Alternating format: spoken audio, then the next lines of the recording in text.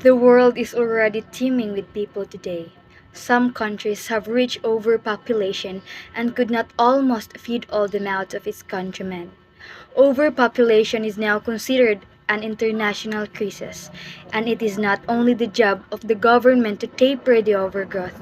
As healthcare providers, we must be able to educate our clients on the methods of family planning that can immensely help the world in the control of the population. So, what are artificial or hormonal and natural methods of contraception? Hormonal contraception. These hormonal or artificial contraceptives are effective through manipulation of the hormones that directly affect the normal menstrual cycle so that ovulation would not occur. So first is oral contraceptives, also known as the pill. Oral contraceptives contain synthetic estrogen and progesterone. Estrogen suppresses the FSH and LH to suppress ovulation, while progesterone decreases the permeability of the cervical mucus to limit the sperm's access to the ova. To use the pill, it is recommended that the woman takes the first pill on the first Sunday after the beginning of a menstrual flow, or the woman may choose to start the pill as soon as it is prescribed. Advise the woman that the first 7 days of taking the pill would still not have an effect, so the couple must use another contraceptive method on the initial 7 days. If the woman has skipped one day of taking the pill, she must take it the moment she remembers it. Then still follow the regular use of the contraceptive. If the woman has missed taking the pill for more than one day, she and her partner must consider an alternative contraception to avoid ovulation. Side effects for OCS are nausea, weight gain, headache, breast tenderness, breakthrough, bleeding, vaginal infections, mild hypertension, and depression. Contraindications to OCS are breastfeeding, age of 35 years and above, cardiovascular diseases, hypertension, smoking, diabetes, and cirrhosis. Next is transdermal patch. The transdermal patch has a combination of both estrogen and progesterone in the form of a patch. For 3 weeks, the woman should apply one patch every week on the following areas: upper outer arm, upper torso, abdomen, or buttocks. At the 4th week, no patch is applied because the menstrual flow would then occur. The area where the patch is applied should be clean, dry, free from any applications, and without any redness or irritation. Patches can be worn while bathing or swimming, but when the woman notices that the patch is loose, she should immediately replace the patch. If the patch has been loose for less than 24 hours, the woman need not use an alternative form of contraceptive. But if she is not sure of how long the patch has been loose, she should replace it and start with a new week cycle and also use an additional contraceptive method. Next is vaginal ring. The vaginal ring releases a combination of estrogen and progesterone and surrounds the cervix. This silicone ring is inserted vaginally and remains there for 3 weeks, then removed one on the 4th week as menstrual flow would occur. The woman becomes fertile as soon as the ring is removed. The vaginal ring has the same effectivity rate as the oral contraceptives. Subdermal implants. Subdermal implants are two rod-like implants embedded under the skin of the woman during her menses or on the 7th day of her menstruation to make sure that she is not pregnant. It contains etonogestrel, disogestrel, and progestin. It is effective for 3 to 5 years. Subdermal implants have a fail rate of 1%. Is hormonal injections. A hormonal injection consists of medroxyprogesterone, a progesterone, and given once every 12 weeks intramuscularly. The injection inhibits ovulation and causes changes in the endometrium and the cervical mucus. After administration, the site should not be massaged so it could absorb slowly. It has an effectiveness of almost 100%, making it one of the most popular choices of birth control. Advise the woman to ingest an adequate amount of calcium in her diet as there is a risk of decrease of bone mineral density and to engage in weight-bearing exercises. Next is intrauterine device. An IUD is a small T-shaped object that is inserted into the uterus via the vagina. It prevents fertilization by creating a local sterile inflammatory condition to prevent implantation. The IUD is fitted only by the physician and inserted after the woman's menstrual flow to be sure that she is not pregnant. The device contains progesterone and is effective for 5 to 7 years. A woman with IUD is advised to check the flow of her menstruation every month and the IUD string, and also to have a pelvic examination yearly. Next is chemical barriers.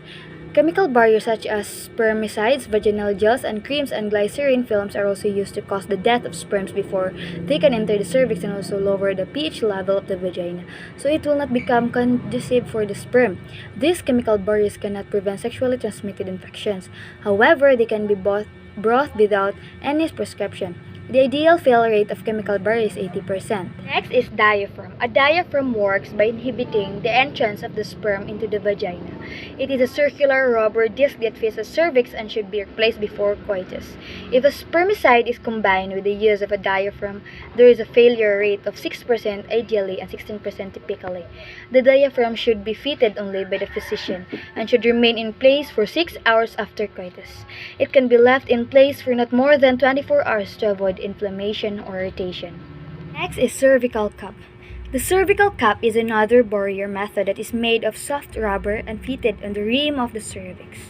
It is a shape like a thimble with a thin rim and could stay in a place for not more than 48 hours.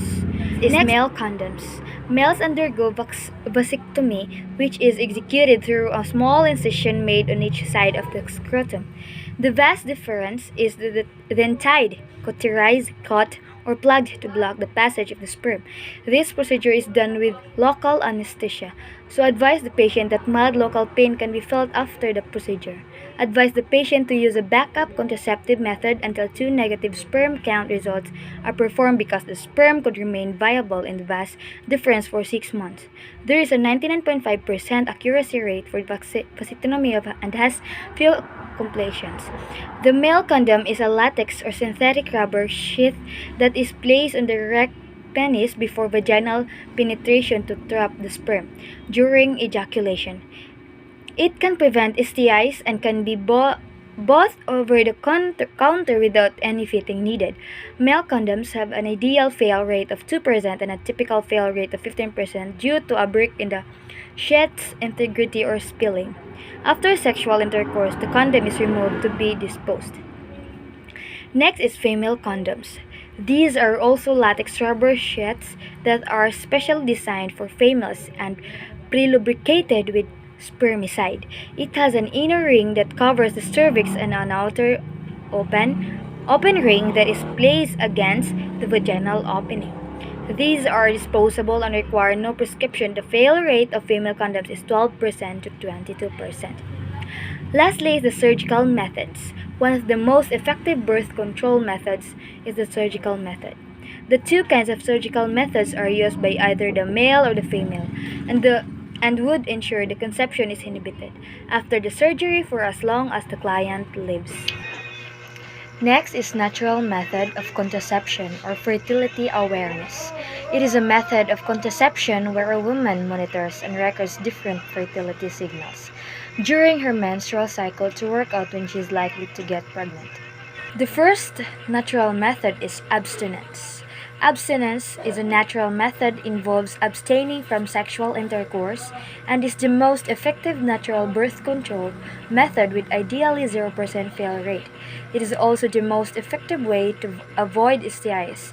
However, most people find it difficult to comply with abstinence, so only a few of them use this method. Next is the calendar method, also called as the rhythm method.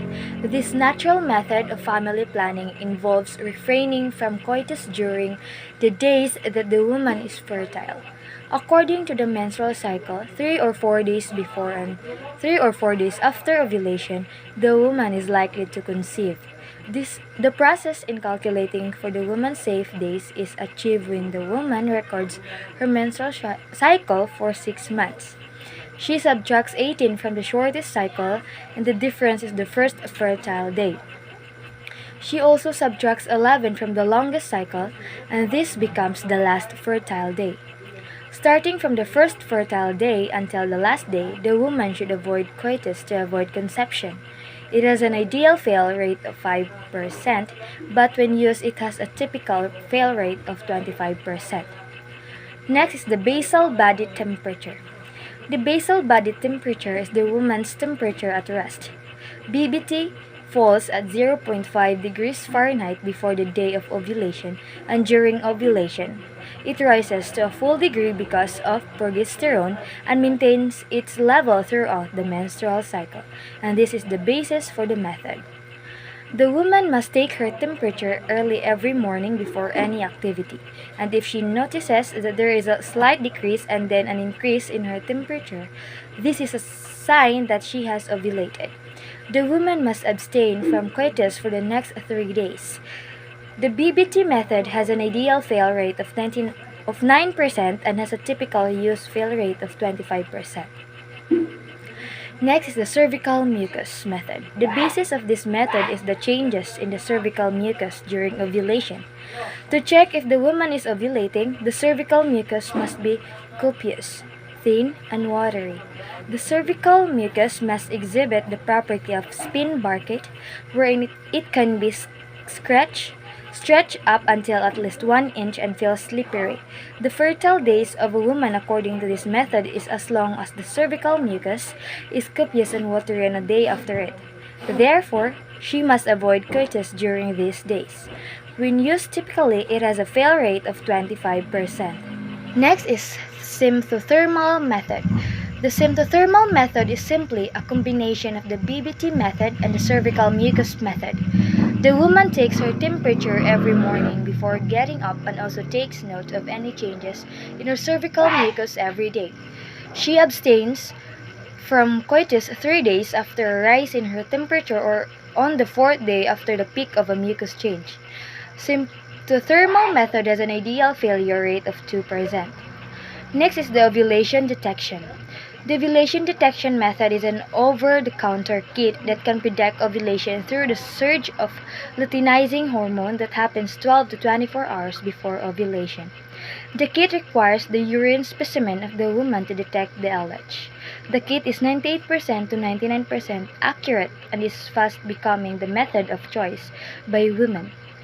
Lactation amenorrhea method. Through exclusive breastfeeding of the infant, the woman is able to suppress ovulation through the method of lactation, amenorrhea method. However, if the infant is not exclusively breastfed, this method would not be an effective birth control method. It is also best to advise the woman that after 3 months of exclusive breastfeeding, she must make plans of choosing another method of contraception.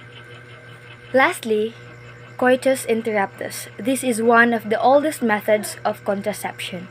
The couple still proceeds with the coitus, but the man withdraws the moment he ejaculates to emit the spermatozoa outside of the vagina.